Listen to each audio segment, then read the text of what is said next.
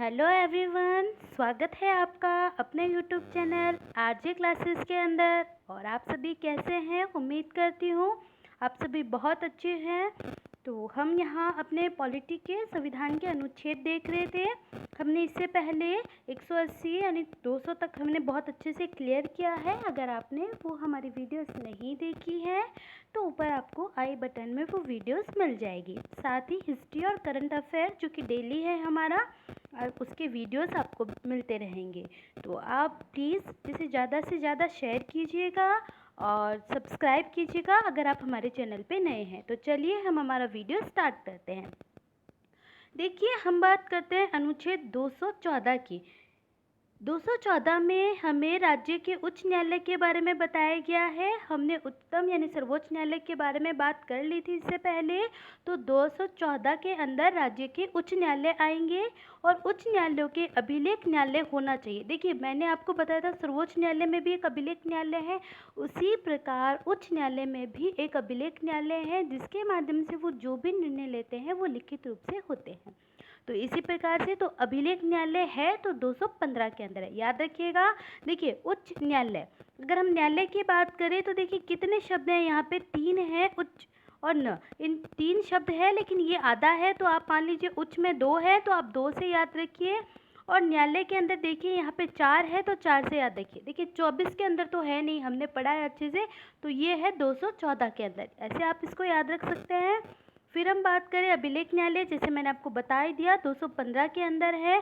अब देखिए उच्च न्यायालय का गठन जो बता रखा है वो 216 के अंदर है। देखिए गठन हम करेंगे तो क्या करेंगे, किसी प्रकार की गांठ अपन को सिर्फ दिमाग में ही रखना है, गठन यानी 6 याद रखना है। तो 216 के अंदर आएगा उच्च न्यायालय का गठन। अब कितने उच्च न्यायालय होंगे, क्या एक से अधिक राज्यों के लिए एक ही न्यायालय होगा, क्या होगा, ये सारी चीज़ें 231 के अंदर हमें बताई गई है। देखिए 2 या 2 से अधिक राज्यों के लिए एक ही न्यायालय, इसने देखिए खुद ट्रिक दे दिए 2, तो आपको 2 रखना है यहाँ पे। देखिए 2 या 2 से अधिक राज्यों के लिए तो 2 रख लीजिए। 2 या 2 से अधिक, 2 से अधिक कितने होते हैं, 3, तो 3 और 1। तो ऐसे आपको याद रहेगा। 231 के अंदर हम क्या करेंगे, राज्यों के ये बताया गया है कि क्या एक ही उच्च न्यायालय जरूरी है या 2 राज्य हैं उनमें एक ही उच्च न्यायालय बना दिया जाए। इस प्रकार की व्याख्या 231 में हमें मिलती है। अब जिला न्यायाधीशों की नियुक्ति के बारे में बात करें तो जिला न्यायाधीशों की नियुक्ति आ जाएगी 233 के अंदर। ये मोस्ट इम्पोर्टेंट है, पूछा भी जाता है।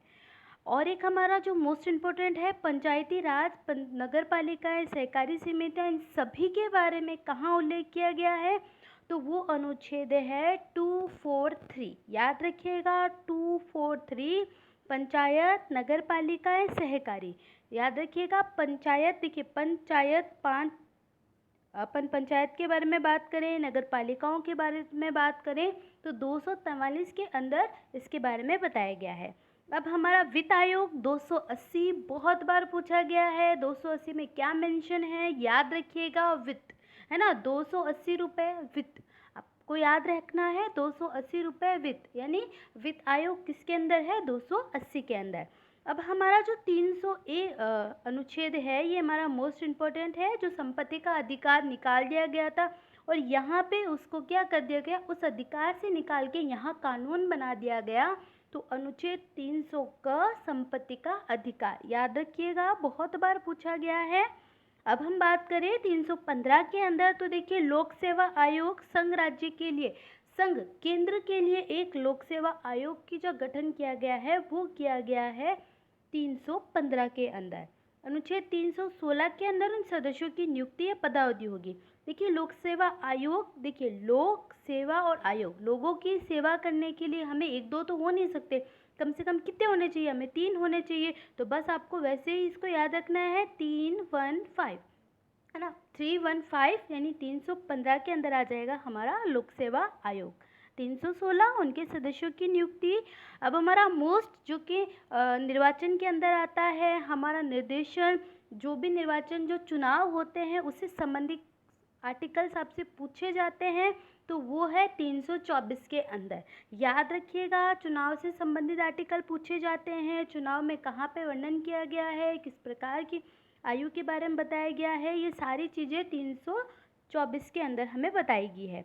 अब देखिए 329 के अंदर अगर हम बात करें तो इतने इम्पोर्टेंट है नहीं, आप इनको स्किप कर सकते हैं।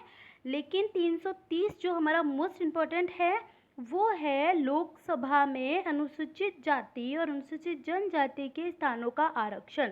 याद रखिएगा, मोस्ट इम्पोर्टेंट है कि लोकसभा में जो अनुसूचित एससी और एसटी के सदस्य हैं उनका कितना स्थान आरक्षित है। ये सभी 330 और राज्य विधानमंडल यानी जो राज्य विधान परिषद है वहाँ पे कितने सदस्यों के लिए एससी और एसटी के लिए कितने स्थानों का आरक्षण है, वो 332। याद रखिएगा, बहुत बार पूछा गया है, इसकी लैंग्वेज चेंज करके पूछते हैं। तो आप 330 लोकसभा में अनुसूचित जाति और जनजाति यानी एससी और एसटी के बारे में, और अनुच्छेद 332 राज्य की विधानसभाओं में अनुसूचित जाति के बारे में। तो आज के लिए इतना ही, नेक्स्ट हम इसको पूरा कंप्लीट करेंगे और अभी जो हाल ही में जो अनुच्छेदों में चेंजेस हुआ है हम वो भी यहाँ पे बात करेंगे। तो अगर आप हमारे चैनल पे नए हैं तो प्लीज़ चैनल को सब्सक्राइब कीजिएगा, और आपका जो आप इतने अच्छे कमेंट्स दे रहे हैं इसके लिए बहुत बहुत धन्यवाद आपका।